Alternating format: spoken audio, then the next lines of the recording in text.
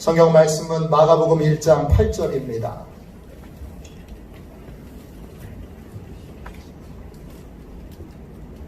마가복음 1장 8절 시약성경 53쪽입니다.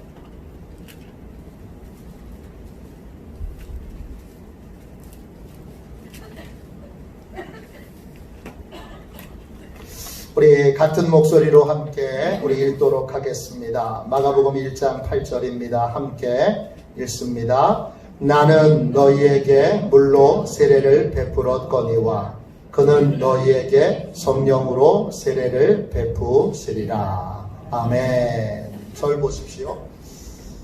어떻게 인사를 드려야 될까요? 잘 지내셨냐고 여쭤봐야 될까요? 아니면 잘 견디고 계시냐고, 잘 이기고 계시냐고 그렇게 인사를 드려야 할까요? 주께서 여러분 모두를 평안 가운데 지켜주시기를 축원합니다. 오늘은 성령 세례를 받을 때 이런 제목으로 함께 말씀을 나누겠습니다. 예수님은 누구십니까?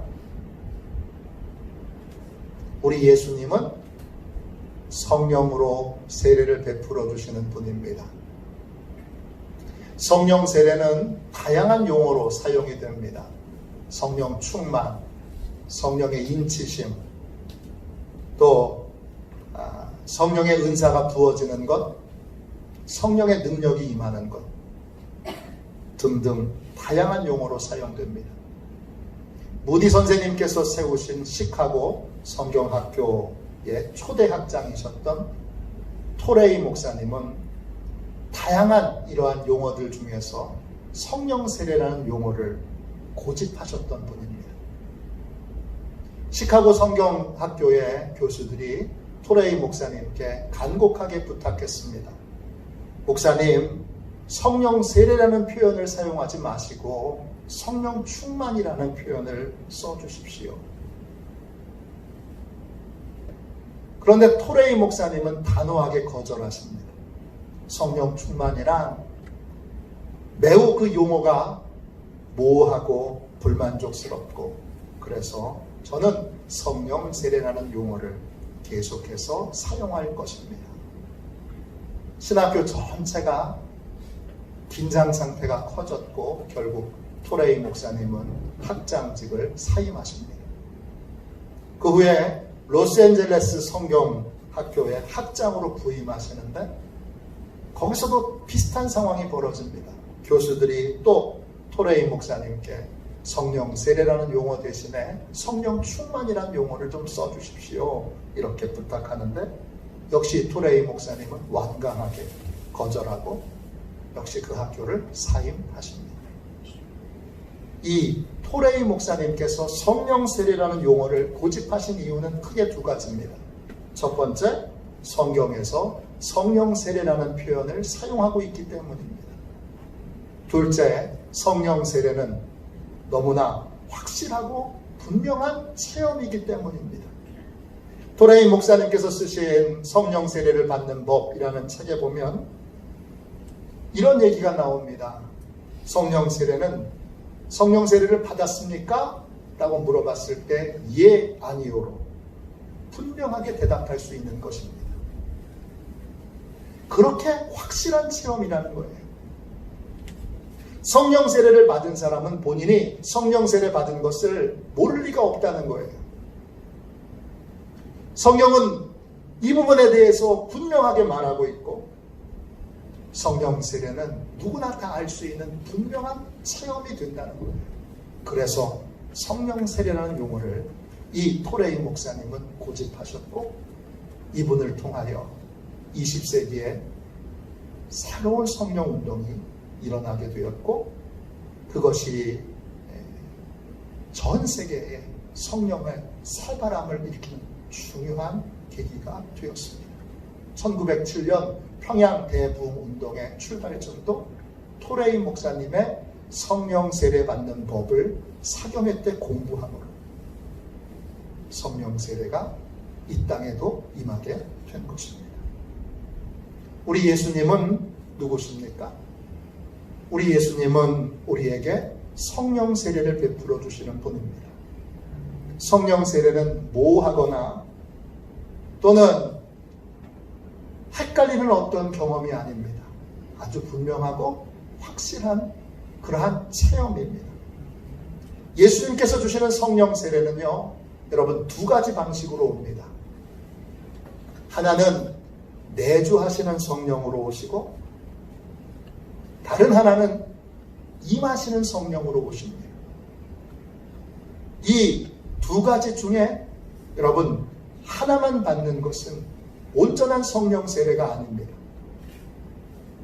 만일에 한 가지 성령 세례만 받았다면 거기에 만족하지 말아야 합니다.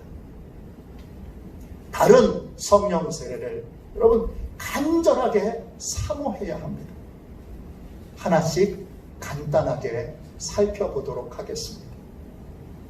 첫 번째, 내주하시는 성령 세례는 우리가 성령님을 소유하는 것입니다. 우리 안에 들어오신 성령님은 무슨 일을 하실까요? 우리의 인격을 변화시키시고 우리의 성품을 변화시키십니다. 우리가 성령의 열매 이런 말을 자주 하는데, 성령의 열매는 내주하시는 성령 세례의 결과입니다. 갈라디아서 5장 22절 23절 오직 성령의 열매는 사랑과 희락과 화평과 오래 참음과 자비와 양선과 충성과 또 온유와 절제니 이 같은 것을 금지할 법이 없느니라 했습니다. 성령님이 우리 안에 내주하실 때, 내주하시는 성령 세례를 받을 때 우리의 인격을 예수님의 인격으로 성령님이 바꿔주십니다. 그래서 우리를 사랑의 사람, 희락의 사람, 화평의 사람, 그 다음에 인내의 사람, 자비의 사람, 양선의 사람, 충성의 사람, 온유의 사람, 절제의 사람으로 변화시켜 주시는 것입니다. 또 내주하시는 성령님의 우리 안에서 계실 때, 우리가 내주하시는 성령 세례를 받을 때 성령님은 우리를 지혜 있는 사람이 되게 하십니다. 우리 안에서 성령님은 지혜를 주십니다. 창세기에 요셉이 나옵니다. 요셉은 꿈을 해석하는 지혜를 가진 사람입니다. 미래를 내다볼 수 있는 지혜를 가진 사람입니다. 어떻게 이런 지혜를 가질 수 있었습니까? 성경은 바로의 입을 통해 분명히 말하고 있습니다.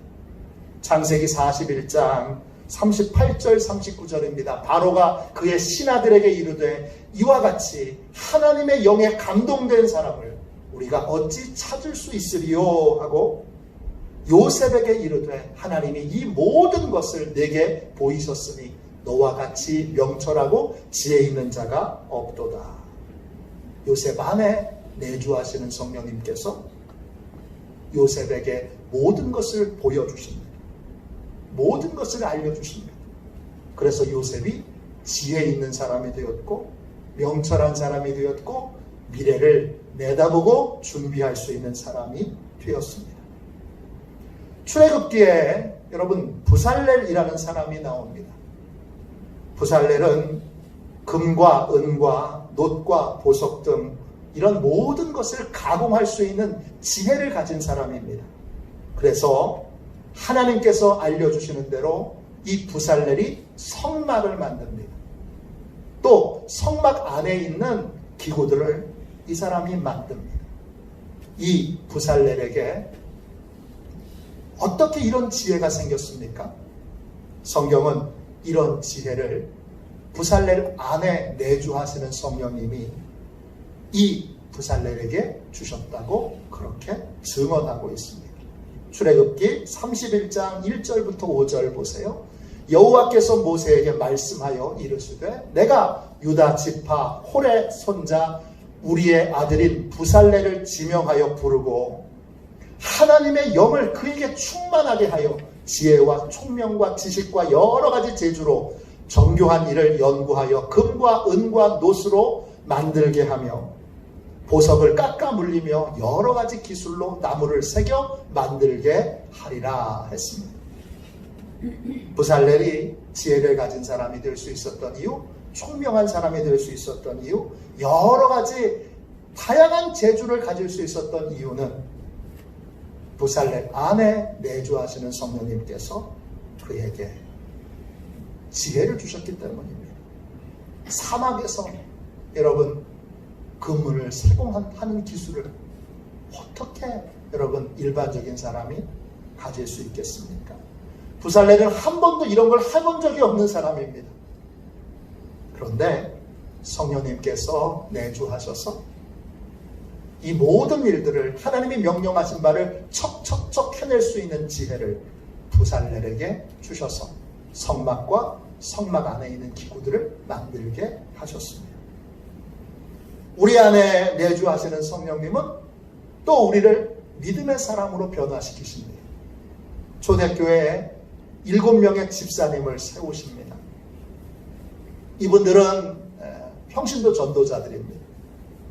이분들은 어떤 사람들입니까? 사도행전 6장 5절에 이렇게 증언하고 있습니다. 온 무리가 이 말을 기뻐하여 믿음과 성령이 충만한 사람, 믿음과 성령이 충만한 사람, 스데반과 또 빌립과 브로고로와 니가노르와 디몬과 바네바와 유대교에 입교했던 안디옥 사람 니골라를 택하여 그랬습니다. 초대교회 예루살렘 교회에 세워진 7명의 집사들은 모두 믿음과 성령이 충만한 사람들입니다. 이들은 어떻게 믿음이 충만한 사람이 될 수 있습니까? 이들 안에 내주하시는 성령께서 이들을 믿음이 충만한 사람이 되게 하셨습니다. 믿음의 사람이 중요합니다. 왜냐? 믿음의 사람이 기도하고 믿음의 사람이 순종하고 믿음의 사람이 예배하고 믿음의 사람이 봉사하기 때문입니다. 믿음이라고 하는 말은 헬라말로 피스티스입니다. 믿음이라는 뜻도 있지만 충성이라는 것도 동일한 단어로 피스티스를 사용합니다. 여러분, 믿음 있는 사람이 충성하게 되어 있습니다. 이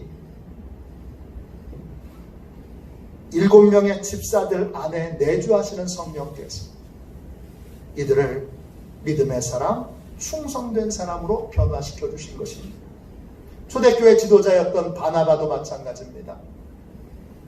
바나바는 어떤 사람이었습니까? 사도행전 11장 24절에 보면 바나바는 착한 사람이요 성령과 믿음이 충만한 사람이라 이에 큰 무리가 주께 더하여지더라 했습니다. 바나바는 착한 사람입니다. 이 착하다는 말은 헬라말로 아가토스입니다. 뜻은 좋은, 본성이 착한, 너그러운, 친절한 등을 의미합니다. 그는 누구에게나 너그럽고 누구에게나 친절했던 좋은 사람이었습니다. 그가 이렇게 좋은 사람일 수 있었던 이유는 뭐죠? 여러분, 그 다음에 그 비결이 나옵니다. 바나바는 착한 사람이요 성령과 믿음이 충만한 사람이라 그랬습니다.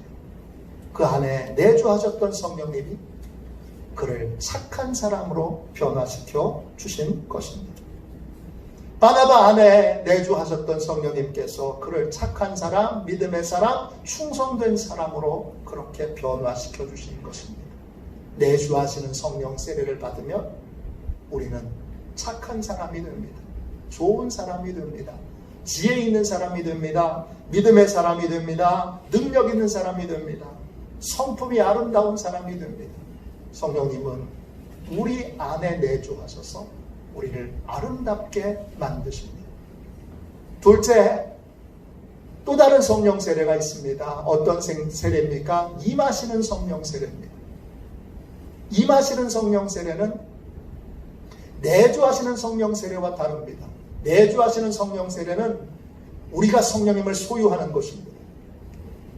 반대로 임하시는 성령님은요, 성령님이 우리를 소유하시는 것입니다. 성령님께서 우리를 성령님의 도구로 사용하시는 것입니다. 가장 좋은 예가 삼손입니다. 여러분, 사사기 14장 6절 말씀 보세요. 여호와의 영이 삼손에게 강하게 임하니 그가 손에 아무것도 없이 그 사자를 염소 새끼 찢는 것 같이 찢었으나 그는 자기가 행한 일을 부모에게 알리지 아니하였더라 그랬습니다. 제 브래포드 롱과 또 더글라스 맥밀러라고 하는 분이 성령의 능력으로 사역하라 라는 책을 쓰셨어요. 최근에 성령 사역에 대하여 여러분 궁금하신 분은 딱 한 권의 책을 읽는다 그러면 이 책을 읽으십시오. 정말 좋은 책입니다. 이 책에는 아주 재밌는 주장이 나옵니다. 이 책에는 삼손이 영화에 나오는 것처럼 근육질의 우람한 남자가 아니라고 주장합니다. 왜냐하면 근육질의 우람한 남자면 하나님의 능력이 필요 없어도 하나님의 능력이 없어도 얼마든지 사자를 찢어 죽일 수 있기 때문입니다. 이 책에서 주장하기는 삼손은 보통 키와 보통의 힘을 가진 평범한 사람이거나 아니면 겁쟁이처럼 보이는 아주 연약한 사람이었을지 모른다고 주장합니다. 그런 사람에게 성령이 임하자 놀라운 힘이 생겼습니다.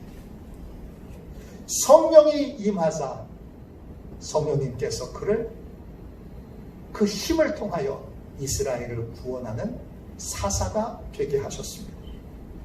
성령님께서는 이렇게 여러분 특별한 이유와 목적으로 우리를 사용하시기 위해 우리에게 임하십니다.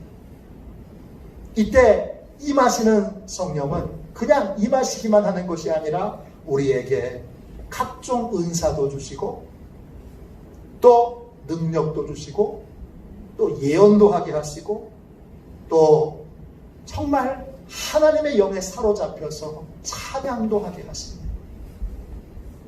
사도행전 2장 4절에 그들이 다 성령의 충만함을 받고 성령이 말하게 하심을 따라 다른 언어들로 말하기를 시작하니라 그랬어요. 초대교회 성도들에게 방언이 임했어요. 방언이 뭐죠? 성령의 말하게 하심을 따라 다른 언어로 말하는 거예요. 성령님이 시키시는 기도를 하는 거예요. 성령님이 원하는 기도를 하는 거예요. 이게 뭐예요? 이게 방언이에요.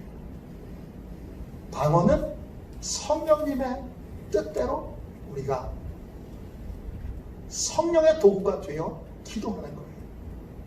그러면 여러분 사도행전 4장 31절 보세요. 빌기를 다함에 모인 곳이 진동하더니 우리가 다 성령이 충만하여 담대히 하나님의 말씀을 전하니라 그랬어요. 성령이 간절히 기도하는 성도들에게 임합니다. 충만하게 임합니다. 왜 임하셨죠?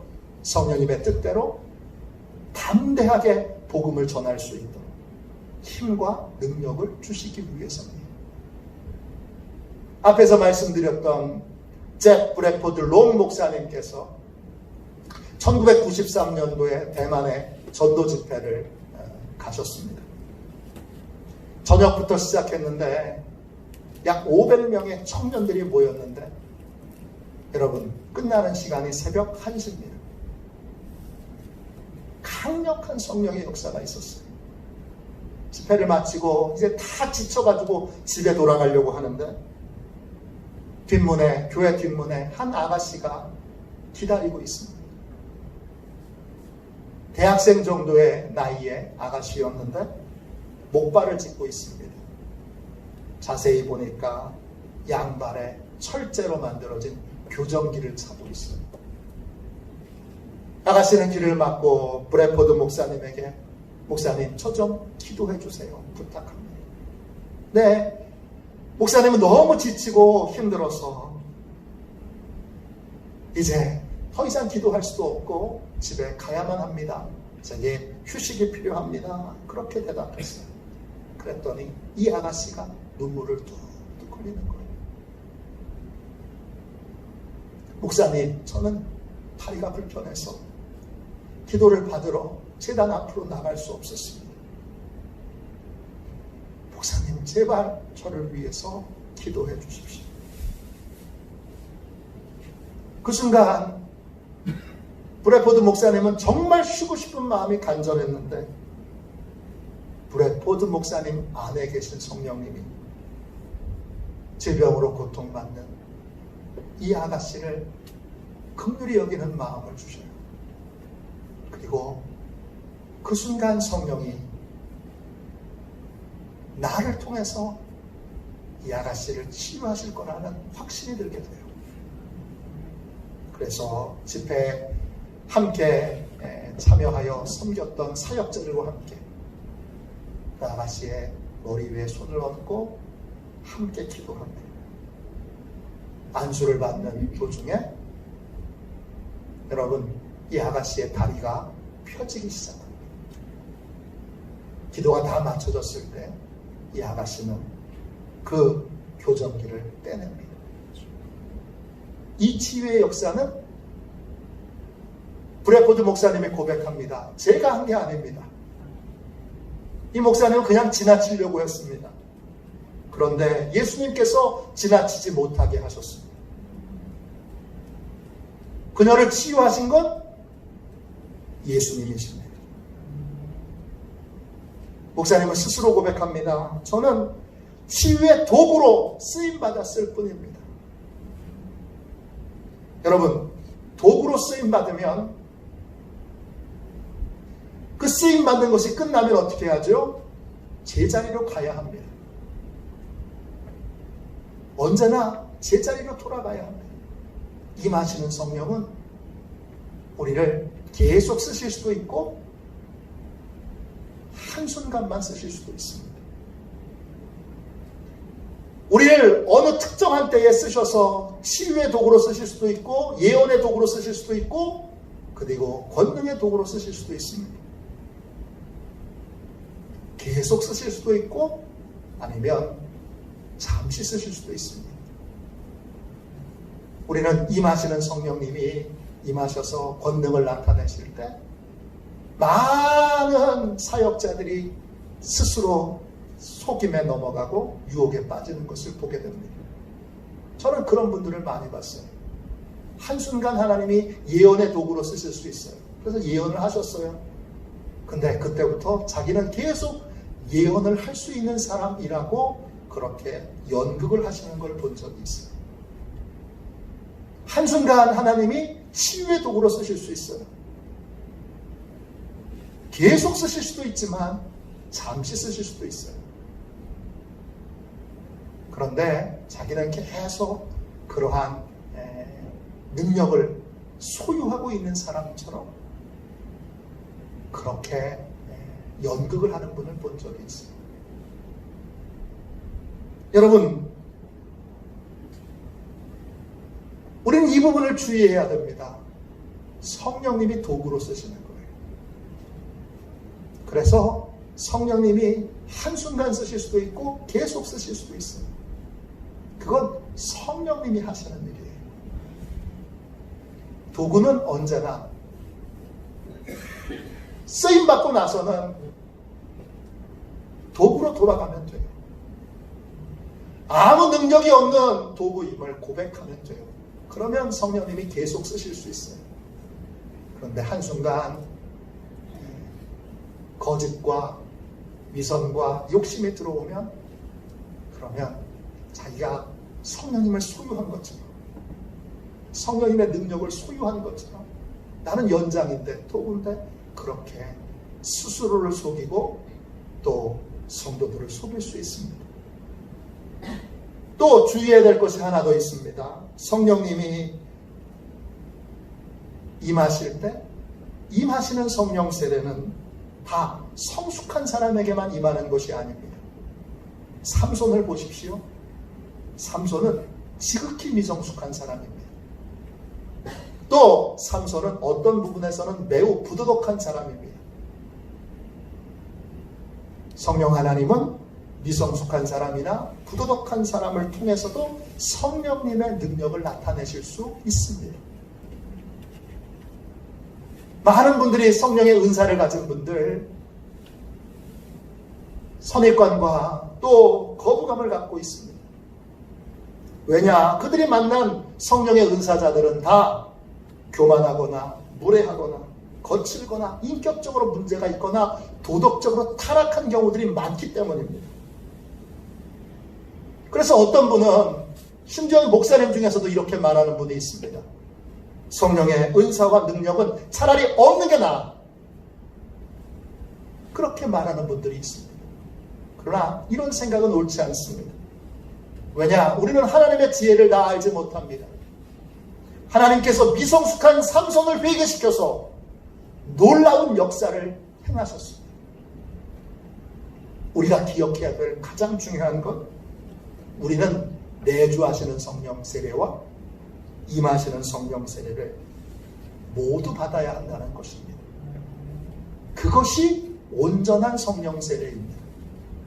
둘 중에 하나만 받거나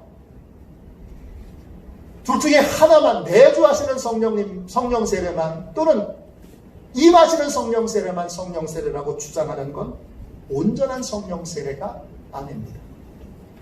내주하시는 성령 세례를 받으면 우리는 변화되고 성숙해집니다. 그러나 영적으로는 여전히 무능력한 상태입니다. 많은 그리스도인들이 친절하고 경건한 사람이지만 다른 사람들을 그리스도에게로 인도할 수 있는 영적인 능력은 발휘하지 못합니다. 반대로 임하시는 성령님, 임하시는 성령 세례를 받으면, 그러면 그 임하시는 성령 세례를 받은 사람을 통해서 능력과 은사와 기적이 나타나고 수많은 사람들이 전도되고 구원받습니다. 그런데 그 사람이 내주하시는 성령님을 사모하지 않고 내주하시는 성령님을 간절히 바라지 않고 그 현상과 나타나는 열매만 보고 내가 거룩해지고 내가 성결해지고 내가 이제 흠이 없어진 것처럼 그렇게 생각하게 될 때 그의 사역에 많은 혼란과 갈등을 낳게 됩니다. 많은 사람을 회심시키고 많은 표적과 이적을 행하지만 내주하시는 성령 세례를 사모하지 않으면 우리는 금방 교만에 빠지고 타락하여 죄에 빠져 더 큰 혼란과 더 큰 부작용을 낳게 됩니다. 예수님이 베푸시는 성령 세례는 내주하시는 성령 세례와 임하시는 성령 세례가 함께 있는 것입니다. 초대교회에 이 두 가지를 함께 적절히 받은 좋은 모델로 여러분 스데반을 들 수 있습니다. 사도행전 6장 8절을 보십시오. 스데반이 은혜와 권능이 충만하여 큰 기사와 표적을 민간에 행하니 그랬습니다. 스데반은 내주하시는 성령 세례와 임하시는 성령 세례를 조화를 잘 이룬 사람입니다. 그는 은혜가 충만한 사람입니다. 은혜는 헬라말로 카리스입니다. 뜻은 친절, 신용, 감사, 기쁨을 의미합니다. 스데반은 내주하시는 성령님을 통하여 친절하고 신용 있는 사람이 됐습니다. 또 늘 감사하고 기쁜 사람이 됐습니다. 동시에 임하시는 성령 세례를 통하여 그는 권능을 받았고 큰 기적과 표적을 행할 수 있는 사람이 됐습니다. 스데반은 예수님께서 베푸신 온전하신 성령 세례의 좋은 모델입니다. 우리는 온전한 성령 세례를 사모해야 합니다. 우리는 성령님을 소유해야 하고 동시에 성령님의 온전한 소유가 되어야 합니다. 성령님이 우리를 쓰시겠다고 할 때 거역하거나 거절하지 말아야 합니다. 내주하시는 성령 세례가 없다면 여러분 임하시는 성령 세례만 있다면 우리는 금방 성령을 근심케 하고 성령을 소멸시키는 사람이 될 것입니다.